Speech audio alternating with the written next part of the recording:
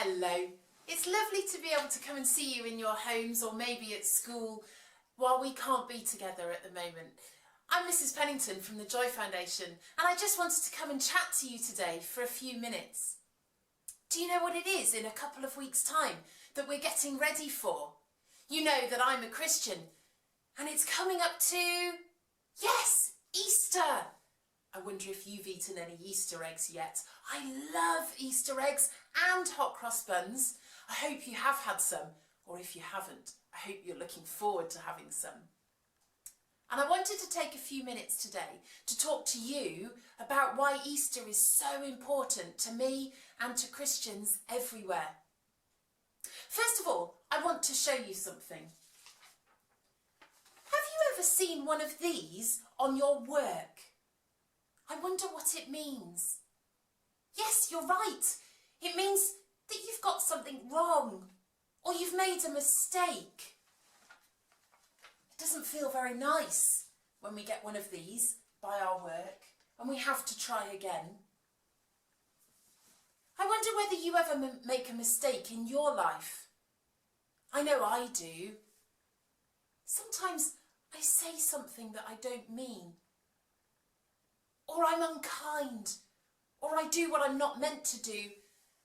And really, what I'm doing could do with a cross being put next to it.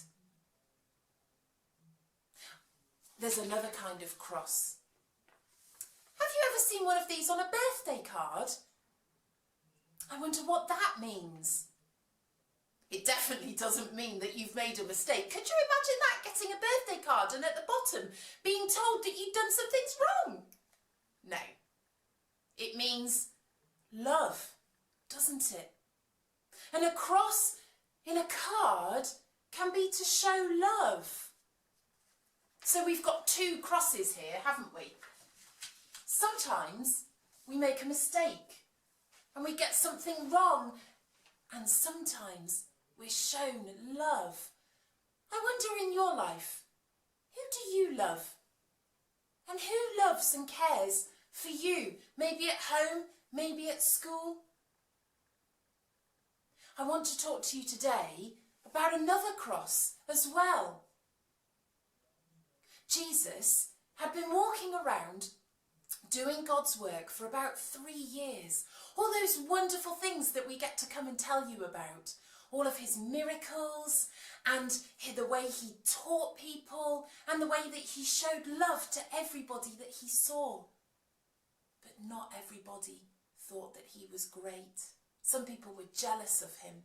Some people didn't like what he was saying. And some people wanted to get rid of him. And so they made a plot and a plan to get rid of him forever. And Jesus one night was arrested and he was taken to trial and he was called horrible names and he was beaten up. And then he was taken and he was found guilty even though he'd done nothing wrong, and he was put on a cross and he was left there to die. And at Easter, we think about this kind of cross, where Jesus died. But do you know that's not the end of the story? Because although Jesus died, 3 days later, he came back to life. And his special friends, the disciples, they saw him and they chatted to him and they spent time with him eating breakfast together. You see, at Easter, Christians remember that Jesus died on a cross. And he died so that when we do things wrong and we make mistakes or we say things that are unkind, Jesus takes our punishment for us and we can be forgiven because of how much Jesus loves us. And when we're forgiven, it means that we can be close to God and be his friends too.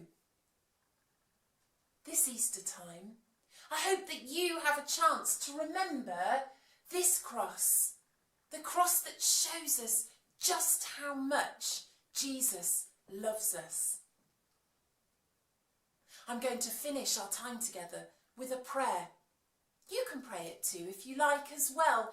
And if you'd like to, you can say amen at the end as well. I'm going to close my eyes while I pray. Dear God, thank you for your Son, Jesus. Thank you that he died to show us how much he loves us, and so that we can be forgiven when we get things wrong too. Amen. It's been really lovely to come and talk to you today.